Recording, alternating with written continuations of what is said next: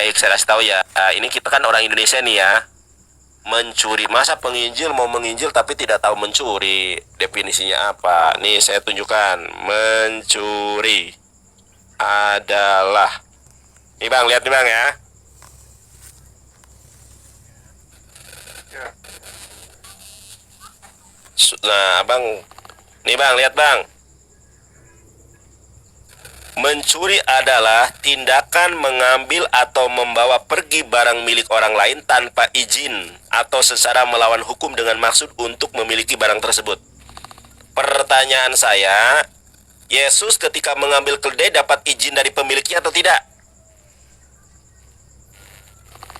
Coba. Di situ dikatakan saya sudah jujur ya. Sudah jujur. Sabar Pak, suaramu kecil bang. Kepada orang Suara. itu. Ya ini Iya, jelas, coba. Nah, silakan. kan di ayat 3 itu sudah dia katakan kepada orang di situ ya. Dan jikalau ada orang yang menegur kamu, katakanlah Tuhanlah memerlukannya. Itu Baik. Jikalau itu sebentar. Jikalau itu apa? Makna jikalau seandainya itu dalam bahasa Indonesia itu apa? Makna apa itu? Jikalau itu seandainya itu ya. Nah, seandainya itu apa maksudnya? Ini saya menjelaskan karena saya ini guru bahasa Indonesia. Seandainya, jikalau itu adalah kalimat pengandaian.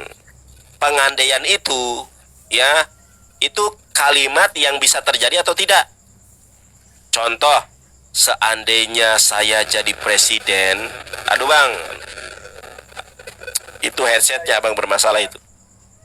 Seandainya saya jadi presiden, saya akan beli motor ninja. Wah, misalnya gitu kan. Itu seandainya, apakah terrealisasian? Wallahu a'lam bishawab gitu kan. Nah, Yesus itu mengambil keledai yang bukan miliknya tanpa seizin yang punya. Makanya Yesus bilang, kalau seandainya ada yang negur, bilang Tuhan memerlukannya. Berarti gak ada izin. Karena kalau ada izin gak usah bilang kalau ada menegur. Ini yang pertama. Yang kedua, bukti kalau keledai itu bukan milik Yesus. Yesus bilang, kalau ada orang yang menegurmu, bilang aja, nanti aku segera mengembalikannya. Kalau itu milik Yesus, gak mungkin dia akan ada kata diksi konklusi yaitu mengembalikannya. Ini saya bacakan. Ya, ini nih. Dengan pesan, pergilah ke kampung yang di depanmu itu, di situ kamu akan segera menemukan seekor keledai betina yang tertambat dan anaknya ada di dekatnya. Lepaskanlah keledai itu dan bawalah keduanya kepadaku. Ayat ketiga. Dan jikalau ada orang, seandainya ada orang yang menegur kamu, ada gak yang menegur? Gak ada. Katakanlah Tuhan memerlukannya, ia akan segera mengembalikannya. Kalau ini milik Yesus, diksi mengembalikannya itu nggak bakal ada karena itu milik Yesus. Nah, inilah Yesus, dosa pertama Yesus yaitu mencuri keledai. Yang kedua, Yesus tidak mengembalikan keledai yang dia curi. Di situ kan udah data ya. Kalau kamu mengambil dan dia akan mengembalikan. Iya, ada nggak ayat kalau Yesus mengembalikan keledai itu? Di ayat ini? Di mana? Di mana ada ayat Yesus mengembalikan keledai itu? Di sini kan, di sini tidak terjelas ya. Nah, Apakah tidak jelas kan? Baik. belum saya ngomong. Oke, siap Pan, silakan Anda ngomong, silakan. Di sini kan pemilik keledai ini di sini tidak dicatat. Apakah punya siapa atau bagaimana?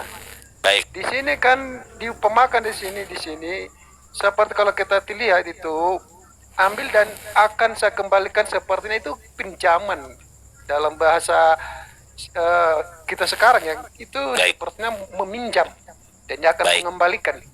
Baik. Anda tahu nggak meminjam itu apa? Coba. Iya meminjam.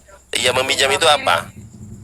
Meminjam itu Ya apa? memang itu harus diizinkan orang itu. Nah, kalau meminjam itu begini Bang, misalnya Anda punya motor atau kereta. Kalau orang Sumatera itu bilangnya bukan sepeda motor, ada kereta. Bang, aku pinjam keretamu. Aku sudah ngomong nih, ada ijab kabulnya, ada akadnya. Bang, aku pinjam. Aku ngomong sama kamu Bang, aku pinjam keretamu ya Bang buat ke pasar. Nah, itu namanya minjem. Kalau mencuri itu tanpa ada akad dengan orang yang punya. Mengambil barang yang bukan miliknya itu bukan minjam, namanya mencuri. Mencuri dosa nggak dalam Bible, saya tanya? Di dalam ajaran Bible Anda, mencuri itu dosa atau tidak? Kalau kata mencuri memang dosa, tapi di konteks ini bukan mencuri. Dalam konteks ini apa? Di sini kan ada kejujuran ya. Iya. Dia jujur. Yang saya tanya dalam konteks ini tuh konteksnya apa? Di sini kan Yesus mengendarai seorang keledai. Gimana? Coba kita runut ya ayatnya. Gimana? Yesus mengendarai, bang. Kok jadi Yesus mengendarai sih abang ini kok? Ayat Saya bacakan lagi. Saya bacakan lagi. Itu bukan Yesus mengendarai nih, Bang. Nih aku runut dari awal ya. Dan Anda baca semuanya, Bang. iya, baik mau baca semua pun tetap Yesus mencuri. Mau dibaca sampai selesai, mau dibaca sampai akhir, itu Yesus tetap mencuri, Bang. Nih aku bacakan ya. Ya. Dengan pesan, pergilah ke kampung yang di depanmu itu, dan di situ kamu akan segera menemukan seekor keledai betina tertambat dan anaknya ada dekatnya. Lepaskanlah keledai itu, dibawalah keduanya kepadaku. Ada nggak izin sama yang punya? Kecuali gini, pergilah ke kampung yang di depan itu, dan di situ kamu akan segera menemukan seekor keledai betina tertambat dan anaknya ada di situ. Maka izinkanlah kepada yang punya. Kalau Tuhan memerlukannya, itu baru izin. Itu namanya minjem. Di sini nggak ada orangnya, tapi Yesus ngambil. Wah, itu punya Yesus sendiri, Bang. Nah, kalau punya Yesus sendiri, dibaca ayat ketiganya. Dan jikalau ada orang yang menegur kamu, katakan Tuhan memerlukannya dan akan segera mengembalikannya. Kalau ini punya Yesus, nggak mungkin ada diksi akan segera mengembalikannya, karena itu milik Yesus. Tetapi karena bukan milik Yesus, makanya ada konklusi, ia akan segera mengembalikannya. Abang tahu nggak di sini ada berapa dosa Yesus? Pertama, dosa Yesus adalah dia ini adalah promotor dari pencurian berencana. Yang kedua, dia membuat orang lain berdosa, yaitu murid-muridnya. Yang ketiga, dia PHP, pemberi harapan palsu, katanya mau dikembaliin. Tapi nyatanya tidak pernah ada ayat yang berbicara kalau keledai itu dikembaliin. Sudah dosa mencuri, dosa membuat orang lain berdosa, dan 3, dosa Yesus adalah memberikan PHP kepada orang yang punya keledai. Nyatanya tidak ada ayat tertulis kalau keledai itu dikembalikan. Sudah, silakan. Makanya Bang Nandar itu salah untuk mengutip ayat ini ya. Kalau Salah. Kalau kamu hanya mengambil ayat 2 dan 3 itu, baca 4, ayat 4, ayat 5. Coba. Kau baca ayat 4 ke 5. Justru coba baca ayat 4 yang kelima, itu tidak merubah esensi kalau Yesus mencuri keledai dan dia PHP. Coba Anda baca sendiri. Nanti kita komparasikan tentang mencuri ya. Apakah itu ya sudah, silakan dibaca. Dibaca. Ya. Saya Ayat dengarkan. 4. Ya, ayat 4. Hal itu terjadi supaya genaplah firman yang disampaikan oleh Nabi. Katakanlah kepada putri Sion, lihat, rajamu datang kepadamu. Ia lemah lembut dan mengendarai seekor keledai. Seekor keledai beban yang mudah. Terus? Di sini kan mengendarai keledai yang diambil tadi. Iya kan? Kalau kita komparasikan dengan mencuri itu kan mencuri sesuatu itu dengan tidak diketahui orang. Lalu di sini kan dia sebagai kendaraan. Salah, Bang. Definisi mencuri itu adalah mengambil barang orang lain tanpa izin dan secara sembunyi-sembunyi, tidak diketahui oleh orang yang punya. Itu mencuri, Bang. Ini saya tunjukkan lagi ya, biar anda paham nih. Bang, lihat ini ya. Sabar, Bang. Definisi mencuri dulu. Mencuri adalah tindakan mengambil atau membawa pergi barang milik orang lain. Yesus membawa pergi keledai itu atau tidak? Dia membawa keledai atau tidak? Membawa tanpa izin atau tidak? Tanpa izin. Atau secara melawan hukum atau tidak? Melawan hukum Torah, dengan maksud untuk memiliki barang tersebut, ya. Jadi Yesus dosanya adalah dia mencuri keledai. Yang kedua, dia memberikan harapan palsu, katanya mau dikembaliin, tetapi dia tidak mengembalikannya. Terus yang ketiga, membuat orang lain berdosa. Yang keempat, ini salah satu dosa Yesus. Apa dosanya? Hanya untuk menggenapi nubuatan, dia sengaja mencuri. Jadi itu tidak alamiah, tahu nggak bang? Contoh gini ya, apakah saya kalau di zaman itu bisa nggak berbuat apa yang dilakukan Yesus? Bisa. Wah, raja itu akan naik keledai. Ya sudah, saya ambil aja keledai. Hei saudara-saudaraku, sebagaimana dinubuatkan di dalam kitab Taurat, Mesias itu akan membawa keledai. Inilah keledai yang dimaksud. Saya juga bisa. Itu nggak alami, dibuat-buat nubuatannya. Nubuatan itu harusnya bersifat alamiah, bukan disengaja. Itu mah namanya unsur kesengajaan. Makanya itu bukan makanya orang Yahudi tidak percaya Yesus adalah nabi karena nubuatnya dibikin sendiri gitu loh. Coba Anda baca ayat keempatnya itu kan, inilah raja orang Yahudi. Saya tanya sama Anda, karena Anda penginjil. Selama Yesus hidup, pernahkah Yesus jadi raja? Sampai dia meninggal dunia, apakah pernah dia jadi raja? Raja orang Yahudi disebutkan ketika dia Ya pernah nggak dia jadi raja? orang yang tidak disalib, inilah raja orang Yahudi yang kamu salibkan. Itu mah ejekan Pontius Pilatus, katanya Anda penginjil. Masa Anda nggak ngerti ejekan sama sarkasme, cederkon? Oh, memang dia adalah raja, bukan pengejek. Baik, sekarang saya tanya kepada Anda. Sekarang saya tanya kepada Anda, syarat menjadi raja di dalam hukum tradisi Yahudi itu apa? Syarat jadi raja. Iya, harus diurapi. Diurapi oleh siapa? Pokoknya diurapi lah. Ya, diurapi oleh siapa? Diurapi oleh Tuhan. Diurapi Tuhan. Aduh bang. Makanya Yesus itu raja-raja mimpi bang. Dia nggak pernah jadi raja. Makanya saya tanya, syarat menjadi raja di dalam tradisi Yahudi menurut kitab suci mereka, itu syaratnya apa jadi raja itu? Kok bisa raja? Apa jadi syarat jadi raja itu apa? Ya diurapi tadi. Seperti diurapi oleh siapa? Ya diurapi oleh siapa? Mereka diurapi. Diurapi oleh siapa? Diurapi oleh roh Allah. Oh, salah, mana ada. Raja kok diurapi oleh Roh Kudus. Ya udah, saya juga jadi raja kalau begitu, Bang. Kalau saya diurapi jadi raja, Anda ngerti nggak raja itu apa? Kok bolak-balik pertanyaannya? Kok bolak-balik? Saya mengejar narasi Anda yang kontradik. Gini loh, Bang. Kan Anda bilang, Nandar, kalau mau baca ayat selanjutnya. Ayat berapa bang? Ayat keempat. Inilah Yesus raja orang Yahudi yang menaiki keledai. Kata saya bilang, ini nubuatan yang dipaksakan, bukan secara alami. Jadi karena untuk menggenapi itu, maka harus mencuri keledai. Nah, yang kedua, inilah raja orang Yahudi. Saya tanya kepada abang, untuk menjadi raja seorang Yahudi itu syaratnya apa?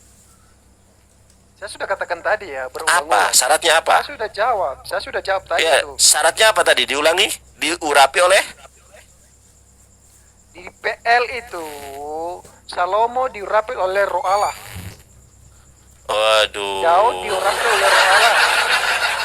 Aduh. Lalu kemudian tadi kamu mengatakan tadi ayat nubuatan ini. Udah salah ini, salah. Anda katanya penginjil. Masa pemahamanmu kok dangkal banget?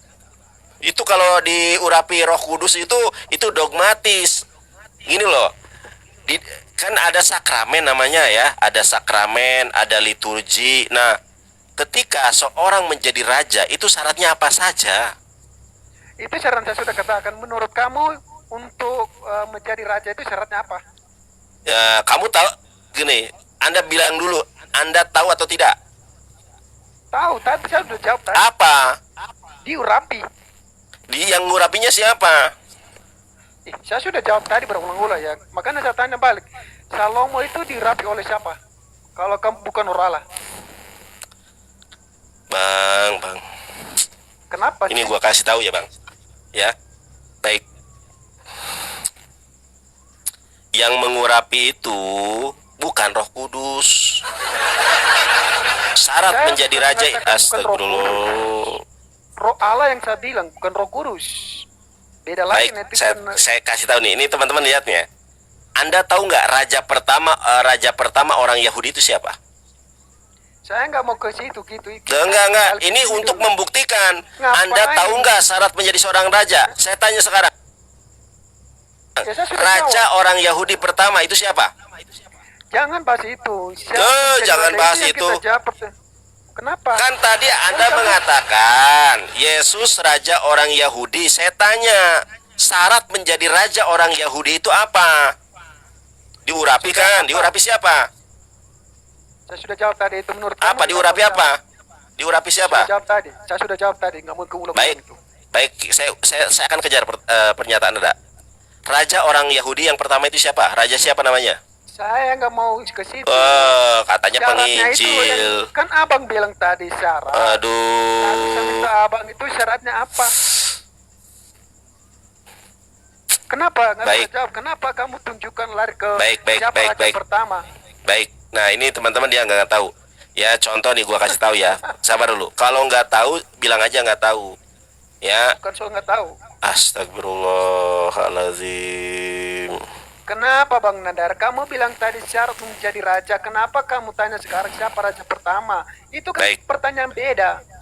Nih, teman-teman ya. Syarat jadi orang Yahudi itu ada yang mengurapi. Yang mengurapinya bukan roh. Contoh, raja pertama yaitu Raja Saul. Raja Saul yang ngurapi Roh Kudus atau manusia, saya tanya.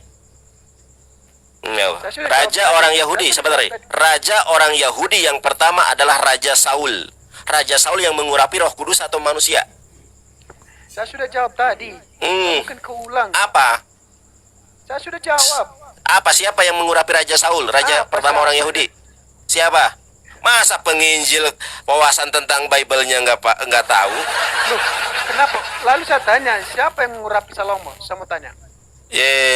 Yang kok malah Salomo. Yang mengurapi Salomo itu Nabi Nathan. Sabar dulu. Yang mengurapi Salomo itu Nabi Nathan. Yang mengurapi Raja Saul itu Nabi Samuel, bukan Roh Kudus. Kok bisa jadi Roh Kudus?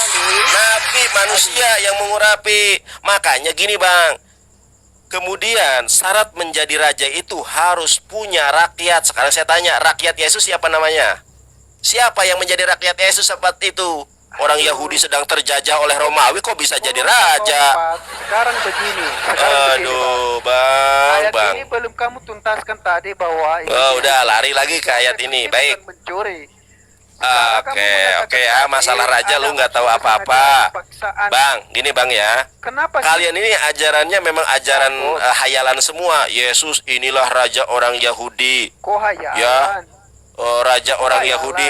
Yang Gini-gini. tertulis kita Yang punya bacakan, ini loh Bang. Yang disebut raja itu harus punya kekuasaan pertama. Yang kedua harus punya teritorial. Yang ketiga harus punya rakyat. Itu namanya raja. Raja nggak punya rakyat, nggak punya kekuasaan, nggak punya teritorial. Ketika Yesus hidup, Anda tahu nggak siapa pemerintahan pada saat itu?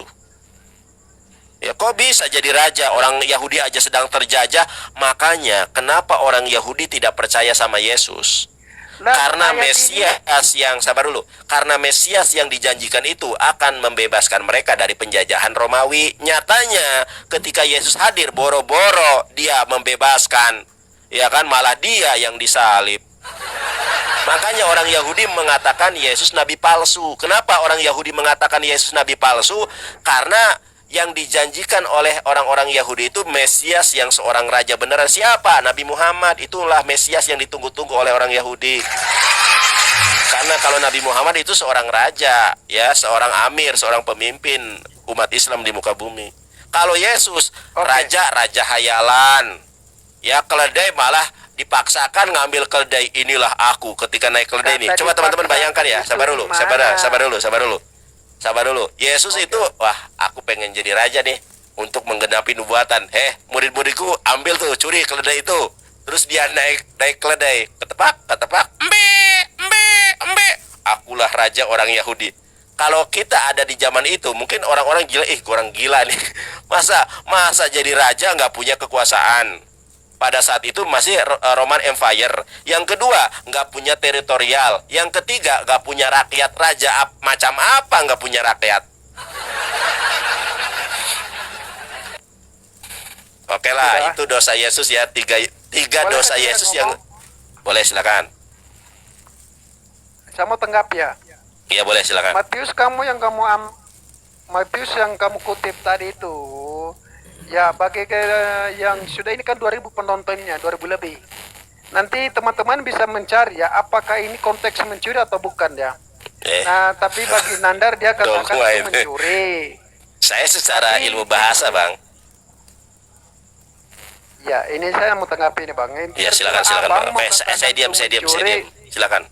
Ya, terserah Abang mau katakan ini adalah konteksnya mencuri, tapi nanti bisa teman-teman akan cek ya, apakah ini konteks mencuri atau bukan ya. Di situ dia mengendarai seorang keledai yang dia ambil itu. Bukan seorang, Bang. Masa keledai seorang? Abang ini kalau keledai itu seekor, bukan seorang keledai, Bang. Masa? Ya. Masa keledai seorang keledai? Jeder kon. Keceplosan, Bang. Makanya, Bang, sabar ya. Biar sabar dulu.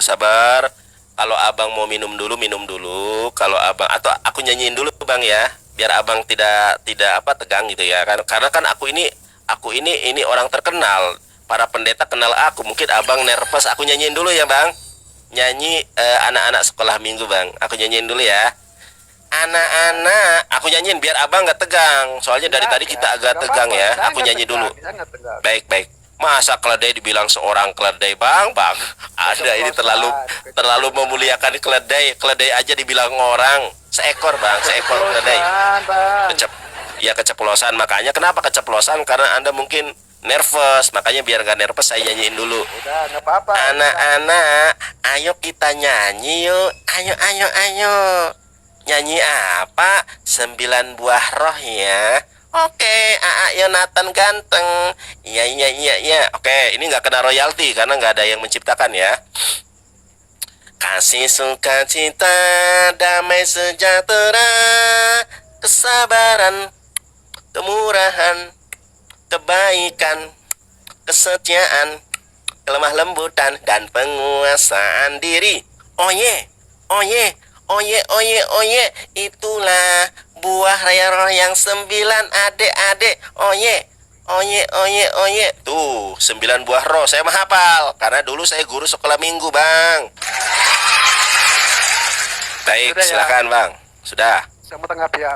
Ya, silakan, Saya Bang. selesai ngomong tadi, tapi terserah Bang Nandar ini menurutnya konteks mencuri, tapi saya jelaskan ya. Tapi ini kan penjelasan saya. Ya, Kalau boleh. pasal 21 ini bukan konteks mencuri ya. Di sini kan Yesus menyuruh orang untuk mengambil seorang keledai. Lalu dia Seorang lagi, Bang. Seekor. Bukan seorang lagi. Seekor. Dia menyuruh orang itu mengambil seekor keledai. Nah, betul. Lalu dikendarai oleh Yesus di depan banyak orang. Lalu kamu katakan tadi itu ada unsur paksaan, ada kesengajaan. Nah, nanti Bang Nandar nanti akan menjawab di mana unsur kesengajaan di sini ya. Nah, karena kamu mengatakan tadi seperti itu.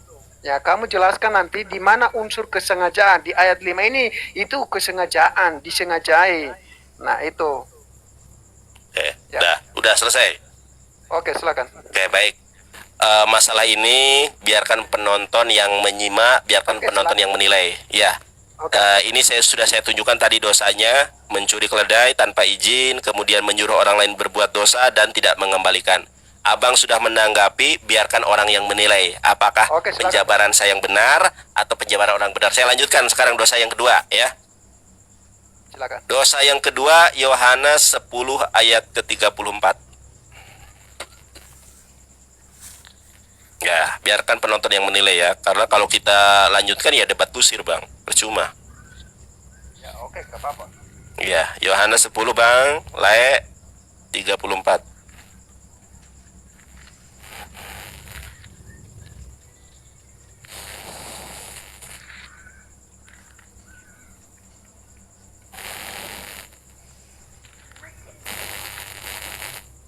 mirip Bang Palen ya kalau dilihat-lihat ya, mirip si Palen nih, mirip si siapa namanya itu Umar Al-Fariski. Mirip Palen bener, serius Bang. Enggak. Tapi Palen juga halak Batak Bang, dia namanya siap Bang? Ayat 34 tadi ya. Ya silakan. Yohanes, Gospel Yohanes 10 ayat 34, silakan. Kata Yesus kepada mereka, tidakkah ada tertulis dalam kitab Taurat kamu, aku telah berfirman, kamu adalah Allah. Oke. Saya tanya dulu nih Bang, apakah ada kejanggalan dari ayat itu? Menurut saya nggak ada. Nggak ada. Baik. Tidakkah ada tertulis dalam kitab Taurat kamu, aku telah berfirman kamu adalah Allah. Diksi, narasi atau kalimat ini itu tertulis di dalam Taurat. Taurat mana? Abang tahu nggak kitab Taurat itu ada berapa kitab? Gak usah ini ke ayat ini, langsung aja. Ih, kan Yesus bilang nih, sebab ada tertulis, tidakkah ada tertulis dalam kitab Taurat kamu, aku telah berfirman kamu adalah Allah. Makanya saya tanya, emang di dalam Torah ada diksi dan narasi yang disampaikan oleh Yesus, aku telah berfirman kamu adalah Allah? Di dalam kitab Taurat mana ada diksi narasi yang diucapkan oleh Yesus di dalam pasal 10 ayat ke-34 Gospel Yohanes? Di mana itu? Tertulis di dalam Torah. Atau saya tunjukkan aja deh, karena abang pasti nggak tahu. Ini saya kasih tahu. Nggak usah ini. Pasti nggak. Memang nggak ada. Saya jawab. Nggak ada, baik ya teman-teman, kita lihat ya. Ini dosa Yesus yang kedua. Dosa Yesus yang kedua adalah dia ternyata berbohong, atau jangan-jangan dia tidak tahu. Dia dosanya itu berbohong, atau dia memang tidak tahu, bukan seorang nabi. Kenapa? Nah, kenapa nih? Kenapa Yesus, orang Yahudi nggak percaya Yesus? Karena Yesus itu salah semua, salah kutip. Sedangkan nih Bang, kalau kita lihat nih Bang ya, Ulangan 18 ayat ke-22. Kita lihat Bang. Apabila seorang nabi berkata demi nama Tuhan dan perkataannya itu tidak terjadi dan tidak sampai, maka itulah perkataan yang tidak difirmankan Tuhan. Dengan terlalu berani nabi itu telah mengatakannya, maka janganlah gentar kepadanya. Ciri-ciri nabi palsu, kalau ngomong itu salah, kalau ngomong itu keliru. Nah, makanya orang Yahudi menganggap Yesus nabi palsu. Kenapa? Ucapannya bohong, katanya di dalam Taurat. Kita lihat Yohanes, bener nggak dalam Taurat? Ini Bang, ternyata Yohanes 10 ayat ke-34 itu bukan dalam kitab Taurat. Ini dalam Alkitab LA itu ada paralelisasinya. Apa nih kata bintang? Kita lihat teman-teman ya. Ternyata apa yang disampaikan oleh Yesus, aku telah berfirman kamu adalah Allah, bukan tertulis dalam kitab Taurat, tetapi dalam kitab Ketubim, yaitu Mazmur. Mazmur 82 ayat ke-6. Aku sendiri telah berfirman kamu adalah Allah. Jadi diksi aku telah berfirman kamu adalah Allah bukan di dalam kitab Taurat, tetapi dalam kitab Mazmur. Ini adalah kebohongan dan dosa Yesus yang kedua. Dia ternyata berbohong. Kitab Mazmur disebut sebagai kitab Taurat. Silakan abang tanggapi. Tapi kalau di ayat ini memang di kitab Taurat memang tidak ada. Tidak ada. Sudah diakui berarti ya, berbohong Yesus ya. Tapi saya kurang tahu ya, secara teks asli itu saya kurang tahu. Oh, mau saya bacakan Ibraninya? Mau saya bacakan Yunaninya? Boleh.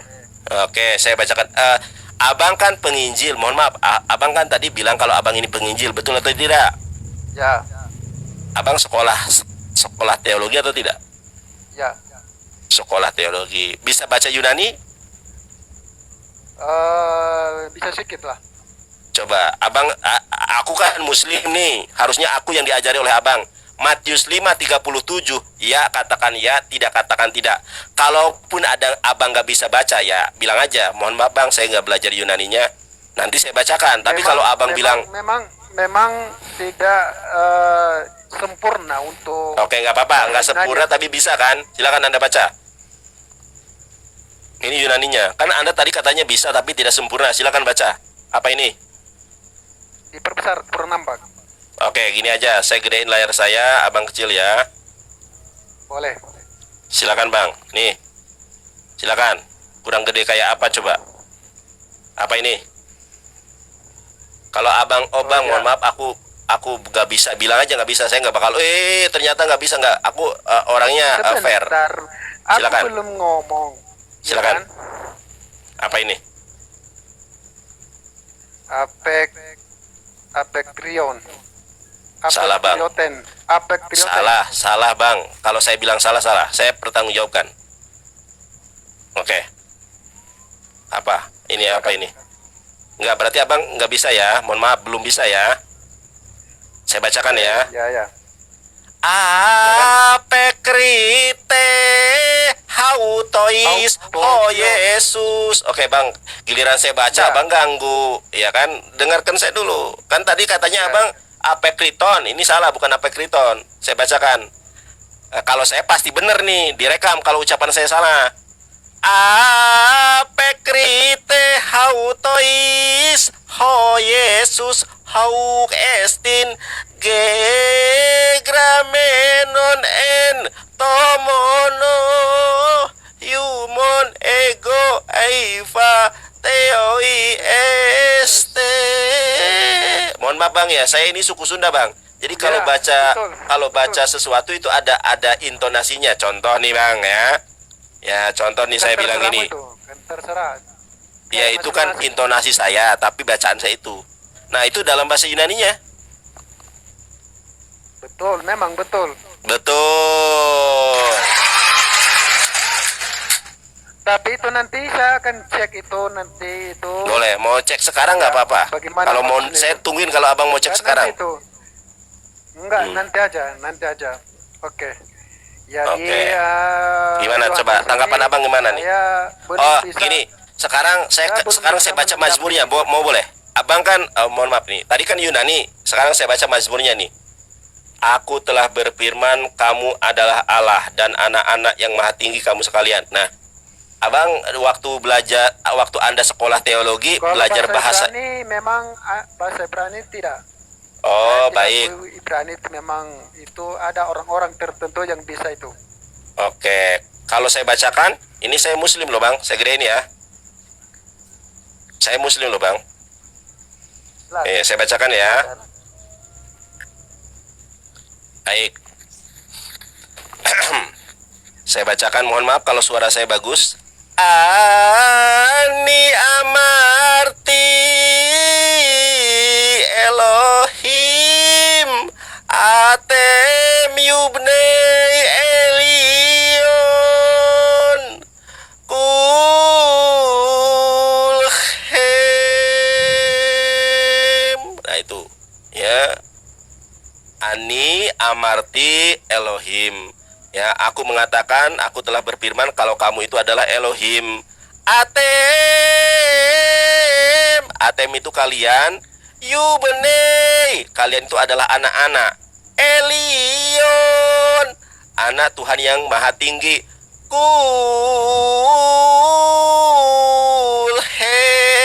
Kulhem itu kalian sekalian, kamu sekalian.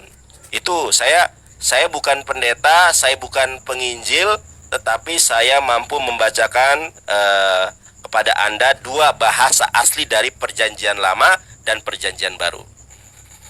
Oke, jadi bagaimana nih? Oke. Ternyata ini kalau kita melihat, sabar dulu. Ini, Sabar bang. Jadi menurut Anda bagaimana nih? Yohanes 10 ayat 34, ini Yesus yang salah atau yang nulis yang salah? Kok bisa itu Mazmur Begini. dibilang Torah? begini. Silakan. Apakah saya kurang tahu ya, nanti saya akan cek nanti apakah itu dikutip dari kitab Taurat atau di mana ya, nanti saya akan Ya. cek nanti. Terima kasih, Untuk Anda sudah ayat- mau belajar. Untuk ayat ini memang nanti saya belum berani ya, nanti saya akan cek. Siap. Terima kasih bang. Kita kasih tepuk tangan buat abangnya, karena abangnya bilang saya belum berani, karena berarti abang baru tahu ya, baru tahu tentang ayat ini ya. Ya. Oke, kita kasih tepuk tangan, kasih aplaus buat abang Graceman. Ya, Nanti Bang, nanti kalau abang sudah siap bertanya nanti, boleh saya tanya balik ya. boleh. Boleh. Oke. Jadi saya mah berani bertanya dan berani ditanya kalau saya mah Bang. Kalau saya itu Sekarang berani dua- bertanya dan berani ditanya. Ya, Dua kamu kasih tadi ya, dosa ya. Sekarang tiga, satu Iya. lagi ya. ya satu lagi ya, saya tunjukkan. Saya tunjukkan Oke. dosa Yesus yang ketiga, baik. Ya. Nah, setelah itu abang yang nanya ke saya ya. Mau nanya tentang Islam maksudnya ya? Enggak. Nanti saya membandingkan saja nanti bagaimana Baik, pandangan boleh. Ntar ya, satu lagi. Sebelumnya banyak, cuma 3 aja. Ntar ya. Saya lupa ayatnya.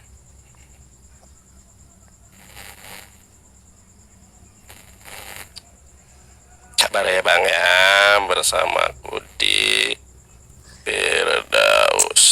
Sabar.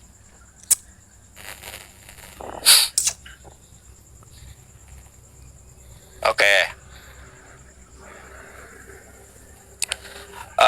Dosa berikutnya Yesus berbohong juga. Lukas 23:43. Lukas 23:43 Yesus terbukti berbohong. Ya banyak dosa-dosa Yesus berbohong, mengutuk pohon ara itu berdosa juga. Karena pohon ara kan gak berdosa, dikutuk sama dia. Itu berdosa, harusnya langsung berbuah. Wahai pohon ara, berbuahlah, harusnya begitu, jangan dikutuk. itu ya. Ya, iya kalau dia memang Tuhan jangan dikutuk dong. Harusnya kasihilah pohon ara berbuahlah sekarang juga. Tiba-tiba berbuah baru itu bagus, bukan dikutuk malah dia jadi kering dan mati. Pohon aranya. Kalau manusia dihidupkan masa pohon ara dimatikan sama Yesus. Silakan Bang. Saya akan mulai dari 39, boleh? Kenapa Bang? Saya mulai Boleh. dari 39. Boleh. Seorang dari penjahat yang tidak digantung itu menghujat dia, katanya, bukankah engkau adalah Kristus? Selamatkanlah dirimu dan kami. Tetapi yang seorang menegur dia, katanya, tidakkah engkau takut juga tidak kepada Allah, sedang engkau menerima hukuman yang sama? Kita memang selayaknya dihukum, sebab kita menerima balasan yang setimpal dengan perbuatan kita. Tetapi orang ini tidak berbuat sesuatu yang salah. Lalu ia berkata, Yesus, ingatlah akan aku apabila engkau datang sebagai Raja.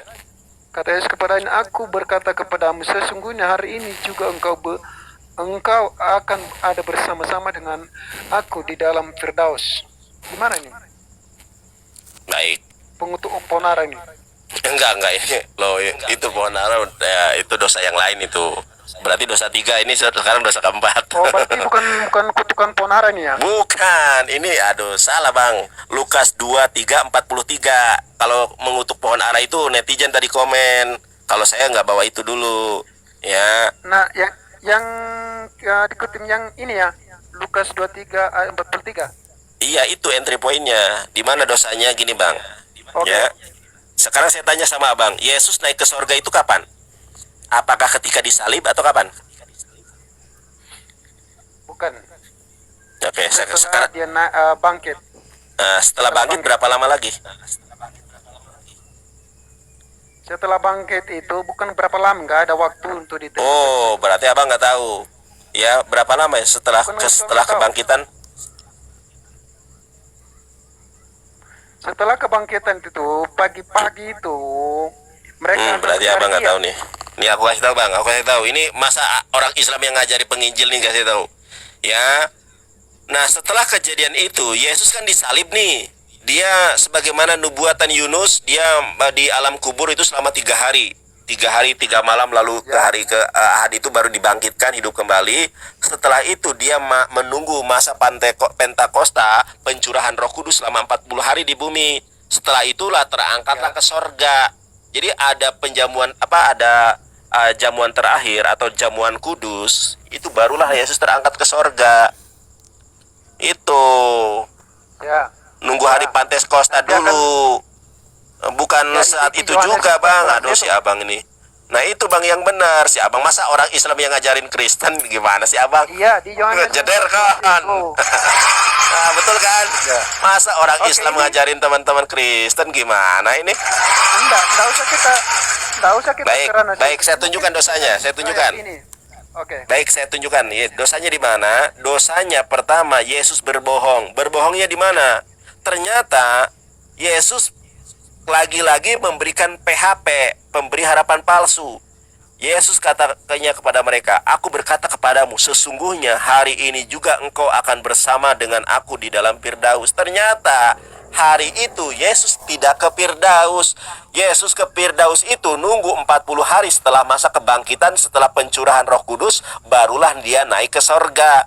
Jadi ini sudah berbohong. Ternyata Yesus bukan ke Firdaus. Yesus itu sebagaimana di dalam pengakuan iman rasuli, aku percaya kepada Allah Bapa, Holik langit dan bumi. Lalu di bla bla bla bla bla, Yesus yang mati selama 3 hari, itu kan ada pengakuan iman rasuli. Nah ternyata Yesus malah jatuh ke alam maut sebagaimana pengakuan iman rasuli, bukan ke sorga. Ini dosa keempat Yesus, yaitu dia memberikan harapan palsu. Bilangnya ke Firdaus, malah dia lari ke alam maut. Pengakuan iman rasuli, coba abang lihat. Pengakuan iman rasuli, abang hafal enggak pengakuan iman rasuli? Kalau saya lupa, tapi yang diksi pertama saya hafal. Aku percaya kepada Allah Bapa, Holik langit dan bumi, dan kepada anaknya ya bla bla bla yang mati dan bangkit pada hari ketiga. Itu kan ada yang aku Ya, percaya kita kepada langsung am. Nah ini, jadi kita entry pointnya adalah Yesus berbohong. Katanya hari ini di Firdaus, malahan dia hari itu juga ke alam maut, bukan ke Firdaus. Di sini dia menjanjikan kepada orang-orang yang di sebelahnya yang digantung itu. Iya, janjinya Ya kan? apa? Di situ dia 43 itu. Aku akan berkata kepadamu, sesungguhnya hari ini juga engkau akan bersama-sama dengan aku dalam Firdaus. Bersama-sama dengan aku ke Firdaus. Nyatanya itu Yesus ke bukan Firdaus langsung. apa dulu? Yesus mengatakan, ini loh, saya tunjukkan ayatnya. Saya tunjukkan ayatnya kepada Anda. Kata Yesus kepadanya, aku berkata kepadamu, sesungguhnya hari ini juga engkau akan ada bersama-sama dengan aku di dalam Firdaus. Saya tanya, hari itu Yesus di Firdaus atau tidak? Yesus di situ masih disalib. Disalib. Setelah disalib ke Firdaus atau ke alam maut? Itu kan suatu jaminan, bukan suatu hari Jaminan. ini. Berarti Yesus berbohong. Yesus bilangnya hari ini. Bukan berbohong. Loh, Yesus kan bilangnya hari makanya ini. Itu jaminan. Iya, tahu Katanya jaminan. Tapi Yesus bilangnya hari ini bersamaku, bukan abang gini. mengaku itu jaminan. Abang Tapi- mengaku jaminan kan? Itu jaminan yang salah karena Yesus bilangnya hari ini bersamaku. Ya kalau mau menjamin orang begini aja. Ya kamu tidak usah khawatir karena hari ini juga kamu berada di Firdaus bersama Bapakku yang di sorga. Baru itu benar. Ini ketika Yesus mengatakan hari ini juga kau bersamaku di Firdaus, nyatanya dia malah 3 hari ke alam maut untuk menebus dosa-dosa orang Kristen. Ke alam maut 3 hari sebagaimana nubuatan Yunus. Setelah 3 hari bangkit, tidak langsung ke sorga. Dia bangkit dari kubur, dia kelayapan dulu selama 40 hari, perjamuan kudus dan pencurahan Roh Kudus, jamuan kudus, hosti. Anda tahu hosti gak? Dalam Katolik itu hosti. Inilah darahku, darah perjanjian, inilah tubuhku, tubuh perjanjian. Nah, itu kan yang telah menebus dosa-dosa manusia. Setelah perjamuan kudus yang oleh orang Katolik dianggap hadir ketika perjamuan kudus itu, Yesus barulah ke sorga, dia terangkat. Nah, selama 40 hari setelah ke masa itu.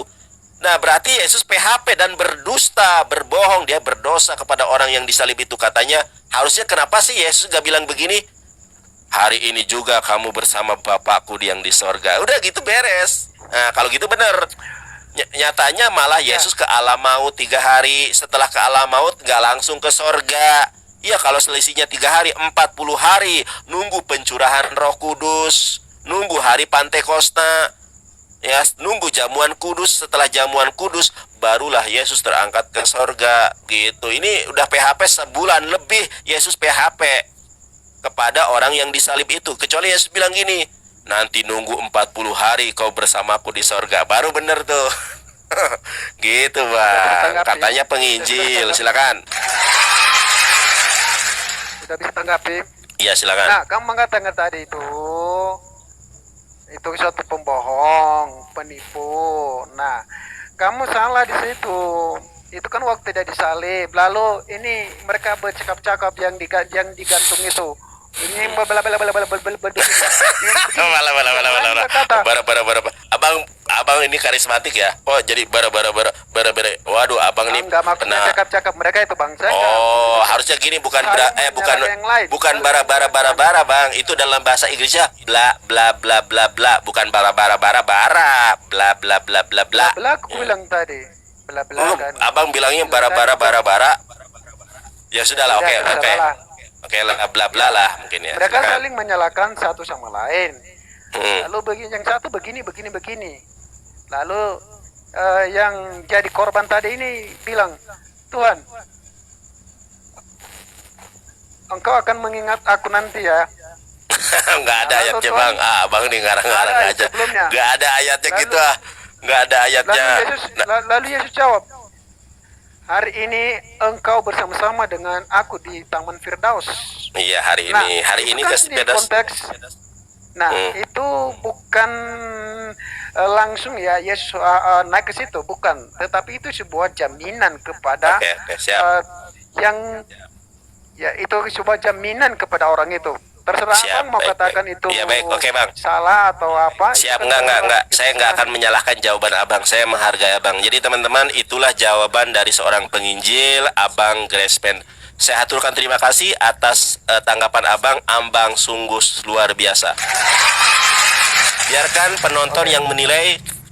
Saya nggak bakal mengklaim saya menang. Ya. Saya nggak mengklaim abang itu kalah. Biarkan penonton yang menilai.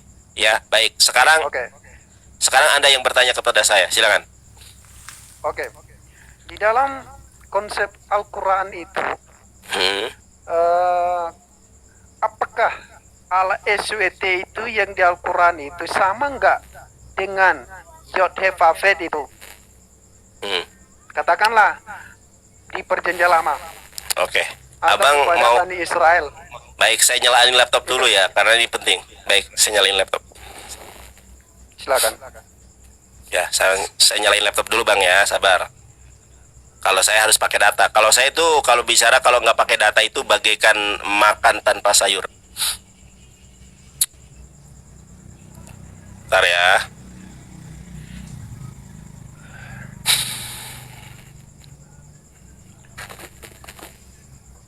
Harus nyalain laptop dulu.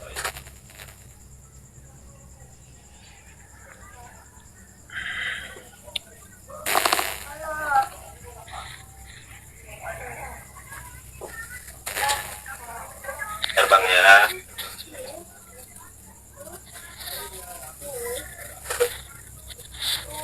Bentar, nanti ada muncul email saya.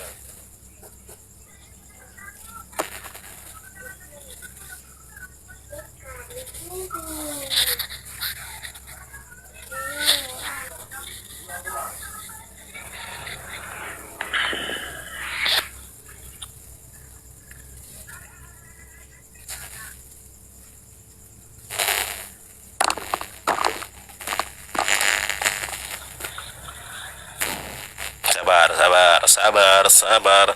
Aku terus sabar. Sabar. Seharusnya kita sabar. Kau dan aku tak boleh berpisah. Oh yes. Nah baik. Pertanyaan abang, apakah sama Tuhan yang disembah oleh Musa, oleh Bani Israel dengan apa yang disembah oleh umat Islam sama? Ya, di mana ayatnya? Di mana dalilnya? Saya tunjukkan dalilnya. Ya, di mana? Sabar ya. Dua targu. Saya.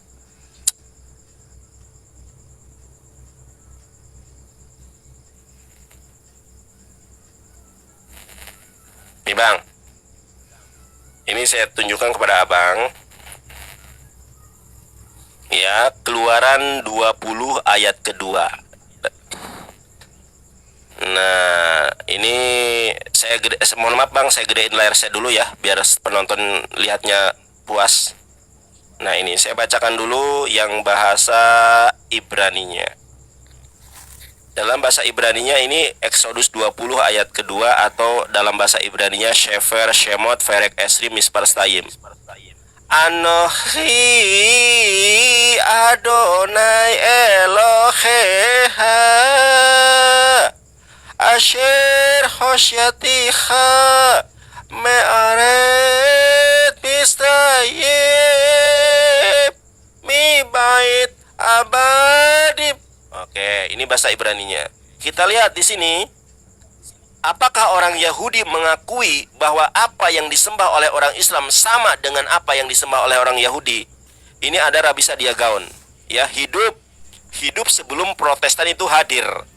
Ya, hidup pada abad ke-8, ya. Dia mengatakan begini. Annallahu rabbuka alladzi akhrajtuka min baladi Misra min bait al-ubudiyah. Artinya apa? Annallahu, sesungguhnya Allah, alef lamet he dalam bahasa Ibraninya. Rekam, Bambang Nursena bisa baca ini enggak, Bambang?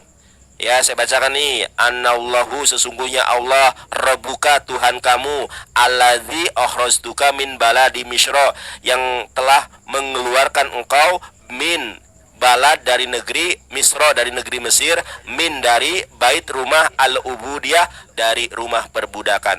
Menurut orang Yahudi, apa yang disembah oleh orang Islam sama dengan orang Yahudi, namanya alef lamet he. Dalam bahasa Arabnya alif lam ha. Jadi sama Bang. Apa yang disembah oleh orang Yahudi dengan apa yang disembah oleh orang Islam itu sama. Tetapi apa yang disembah oleh orang Kristen dengan apa yang disembah oleh orang Yahudi dan Islam itu berbeda. Kalau Kristen itu menyembah Yesus, Roh Kudus dan Yahweh, tetapi kalau orang Islam dan Yahudi menyembah Allah Jalla Jalaluh. Begitu. Tadi kan saya mintakan coba dikomparasikan Itu antara komparasi. perjanjian lama dengan konsep yang di Al-Quran. Coba Al-Quran, boleh saya tunjukkan ayat Qurannya. Boleh saya tunjukkan Al-Qurannya. Quran surat 20 dibaca dari ayat ke-10 ya, sampai ayat ke-14. Saya bacakan nih, dari Quran ada. Ya, kalau orang Islam itu by data Bang. Saya tunjukkan ya. Saya tunjukkan ya, Quran surat 20 ayat ke 10 sampai, saya bacakan 10 sampai 14. Nah, ini ya, saya bacakan ya. Apakah Tuhan yang disembah orang Yahudi sama dengan yang disembah orang Islam sama? Ya, Quran surat 20 Toha ayat ke-10. Saya bacakan. Ketika Musa melihat api, lalu dia berkata kepada keluarganya, "Tinggallah kamu di sini, sesungguhnya aku melihat api. Mudah-mudahan aku dapat membawa sedikit nyala api kepadamu, atau aku akan mendapatkan petunjuk dari tempat api itu." Ayat 11, maka ketika dia mendatangi ke tempat itu, dia dipanggil, "Wahai Musa." 12, sesungguhnya aku adalah Tuhanmu, maka lepaskanlah kedua terompahmu, karena sesungguhnya engkau berada di lembah yang suci tua. Ayat ke-13-nya, dan aku telah memilih engkau, maka dengarkanlah apa yang akan diwahyukan kepadamu. Ayat ke-14-nya, ini entry point-nya. Innani annallahu. Kalau baca Al-Quran itu harus sesuai dengan ininya ya. A'udzubillahi minasyaitonirrajim. Innani annallahu la ilaha illa anna fa'budani wa aqimis salata li zikri. Sungguh aku ini Allah, tidak ada Tuhan selain aku, maka sembahlah aku dan laksanakanlah sholat untuk mengingat aku. Tuh, apa yang disampaikan kepada Musa sama dengan apa yang disampaikan kepada Nabi Muhammad. Kalau tidak ada Tuhan selain daripada Allah, dalam perspektif Islam sama, dalam perspektif Yahudi sama, bahwa apa yang disembah Musa adalah Allah, sebagaimana di dalam Keluaran 20 ayat kedua. Tuh. Sebenarnya Apalagi? ada sesuatu yang berbeda ya. Kamu mengoperasikan itu dengan ayat yang kamu kasih itu, sedangkan Musa itu menanggalkanlah kasutmu. Lalu di Al-Quran itu tidak disebutkan seperti itu. Astagfirullahaladzim. Sudah saya bacakan ayatnya, Bang. Apa itu tadi itu? Trompahmu, Bang. Trompahmu itu tadi, tanggalkan trompahmu. Ini loh. Ini ayatnya nih, Bang. Coba Abang lihat di sini. Ya, maka lepaskanlah kedua trompahmu karena sesungguhnya engkau berada di lembah yang suci. Aduh, makanya disimak, Abang. Tidak, karena Tidak. Musa itu dia menyembunyikan dirinya. Masa tidak Musa bisa memandang kau. Gimana itu disebutkan dalam Quran? Ketika gini. menyadari Ya, sabar dulu, Bang. Ini, Bang, berdosa, makanya nggak nyambung, Abang. Sabar, Bang, ya, nggak nyambung.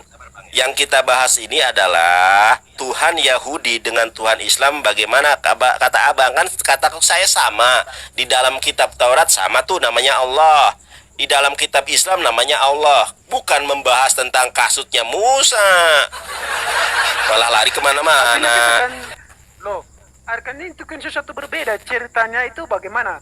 Memang kan pertemuan mereka itu ketika Allah yang menjadi api itu, Nah, ya kan? Udah. Oke, baik. Saya boleh jawab? Baik. Ya silakan. Sekarang saya tanya, kitab perjanjian baru, kitab perjanjian lama atau tanah Torah Nevi'im Ketubim itu baru ditulis tahun berapa? Saya kurang tahu. Tuh, kurang tahu. Abang mau tahu berapa? Abad pertama nih atau apa? Abad pertama mah Yesus lahir, Bang. Saya ulangi nih ya. Makanya di dalam Al-Quran surat Al-Baqarah ayat ke-79, Fawailul lilladzina yaktubunal kitaba bi'aidihim tsumma yaquluna hadza min indillah. Kecelakaan besarlah bagi orang-orang yang telah menulis Alkitab dengan tangan-tangan mereka sendiri, lalu mereka mengatakan ini dari Allah padahal bukan dari Allah. Nah, saya tanya, Bang, kok ceritanya beda ini? Saya tanya kepada Anda, duluan perjanjian lama atau duluan Quran ditulis? Perjanjian lama. Oh, oke. Dulu Quran baru ada tahun berapa? Abad keberapa Quran ada? Abad ke-7. Kalau nggak salah. Nah, abad ke-7. Baik. Baik. Nah, Al-Quran baru ada abad ke-7 kan? Sekarang saya tanya, perjanjian lama Anda bahasa aslinya bahasa apa? Ibrani. Perjanjian lama dalam bahasa Ibrani baru ada abad keberapa? Itu runner kemana? Kenapa ke abad? Macet kan, Bang? Sudah saya ulangi nih ya. Al-Quran, gini loh, Bang. Al-Quran baru ada abad ke-7, kata Abang ya. Oke lah, saya benarkan ya. Oke lah, kurang lebih lah ya, abad ke-6 dan 7. Sekarang perjanjian lama bahasa aslinya bahasa Ibrani, betul. Kalau Anda betul, saya betulkan. Perjanjian lama dalam bahasa Ibrani baru ada tahun berapa? Perjanjian lama maksudnya? Perjanjian lama Abang nih yang bahasa Ibrani itu baru ada tahun berapa? Naskahnya? Saya belum ke situ ya. Saya kasih tahu teman-teman, inilah ya. Jadi perjanjian lama itu nyontek Quran. Di mana? Saya buktikan. Nih, saya tunjukkan. Ya. Oke. Sekarang abad keberapa? Nih, saya kasih tahu, Bang ya. Saya kasih tahu. Nah, perjanjian lama dalam bahasa Ibrani itu baru ada abad ke-10. 400 tahun setelah Islam ada. Apa itu nama kodeksnya? Kodeks Aleppo Kodeks dan Kodeks Leningrad. Apa perbedaan Aleppo Kodeks? Kalau Aleppo Kodeks itu bahasa Ibraninya tanpa nikut. Sabar dulu, Bang. Dikasih tahu. Kan Anda yang nanya. Terus apa, Bang? Saya kasih tahu. Perjanjian lama orang Yahudi baru ada yang berbahasa Ibrani itu abad ke-10. Namanya Aleppo Kodeks dan naskah Leningrad Kodeks. Jadi 400 tahun setelah Quran ada, baru ada perjanjian lama dalam bahasa Ibrani. Nih, saya tunjukkan. Nah. Sudah? Iya, baru ada. Ya sudah, terus gimana? Ketika perintah Allah ditulis di batu tulisan itu, Musa memakai bahasa apa di situ? Bahasa Ibrani lah. Itu mana yang lebih duluan, Quran dengan batu tulisan itu? Oke, sekarang saya tanya, batu tulisan yang Musa terima itu sekarang berada di mana? Jangan ditanya dulu. berada di Oke, saya mana. kasih tahu, saya Yang kasih tahu, katanya itu. saya kasih tahu, saya kasih tahu, saya kasih tahu, saya kasih tahu. Saya yakin saya lebih tahu daripada Anda. Bang, Karena kamu sabar dulu. Ini saya kasih tahu, saya kasih tahu, saya kasih tahu, saya kasih tahu, biar Anda paham. 10. Saya kasih tahu, kan Anda yang nanya ini, saya kasih tahu. Nah, Musa menerima Taurat, menerima loh batu ketika di Tursina itu, ya, Tursina Gunung Sinai itu dalam bahasa Ibrani. Loh batu yang Musa terima itu sekarang sudah nggak ada. Di mana dia? Dia berada di dalam tabut perjanjian. Di dalam tabut, Bang. Dalam tabut. Nah, di dalam isi tabut itu ada mana, ada salwa, ada tongkatnya Musa, ada batu, loh batu yang diterima oleh Musa. Jadi sudah nggak ada itu. Nah, kemana perginya tabut itu? Orang-orang Yahudi mengklaim bahwa tabut itu berada di bawah Masjidil Aqsa. Makanya orang-orang Israel Zionis itu bersusah payah agar mencuri apa yang berada di bawahnya Masjidil Aqsa, karena dipercaya konon katanya tabut perjanjian yang ada di dalamnya loh batu Musa, tongkatnya Musa, mana dan salwa itu berada di dalam tabut perjanjian. Nah, jadi kok bahasa Arab? Aduh, Bang. Udah, Bang, pusing, Bang. Aduh, kok jadi bahasa Arab, Bang? Dah, turun, Bang. Gantian, teman-teman, masa orang Islam ngajarin orang Kristen, ini gimana ceritanya? Nih, dengerin ya, oten-oten ya. Perjanjian lama yang kamu punya itu lebih dulu Quran daripada perjanjian lamamu berbahasa Ibrani. Jadi kok beda dengan bahasa Ibrani? Karena bahasa tanah Torah Nevi'im Ketubim yang ada sekarang dimiliki Yahudi dan Kristen itu, teman-teman ya. Itu baru itu apa ya? Nggak tahu bersumber dari mana. Ya, karena baru ditulis abad 10. Abad 10 baru ada kitab perjanjian lama dalam bahasa Ibrani, namanya Aleppo Codex dan naskah Leningrad. Bang Nandang, naskah Leningrad itu seperti apa nih, saya tunjukkan. Leningrad namanya, Leningrad Codex. Ya teman-teman ya. Contoh ini nih, teman-teman lihat ya. Nah, misalnya ini. Nah, kita buka nih kan. Ini kan bahasa Indonesia nih, ini TB. Kita ini nih. Nah, ini teman-teman nih. Westminster Leningrad Codex. Coba kalian cari nih, Westminster Leningrad Codex itu apa? Yaitu ini baru ada abad 10, berbahasa Ibrani yang ada nikutnya ini baru abad 10. Ya, kalau yang nggak ada nikutnya, nikut itu apa? Harokat nih yang kayak gini nih. Nah, ini seret namanya tuh. Nah, ini baru ada abad 10. Makanya Quran katakan, jadi bener nih kalau Kohdon dibilang Taurat yang dipunyai Yahudi sekarang ini bukan Taurat yang diterima Musa. Kenapa? Karena Taurat yang ada orang Yahudi sekarang itu baru ada abad 10. Namanya naskah Aleppo Codex dan naskah Leningrad. Jadi kitab Taurat yang diterima Musa bukan kitab yang ada dalam sekarang ini, bukan. Bukan ini. Nah, makanya ketika Umar bin Khattab radhiyallahu anhu membawa lembaran Torah yang disampaikan oleh orang Yahudi, Rasulullah SAW bilang, jangan dibenarkan, jangan kau dustakan, tapi katakan saja kami beriman bahwa kami beriman bahwa Allah pernah menurunkan, bukan beriman kepada yang ada di isinya karena sudah bercampur. Silakan pasien berikutnya. Nah, coba aja tarik ya.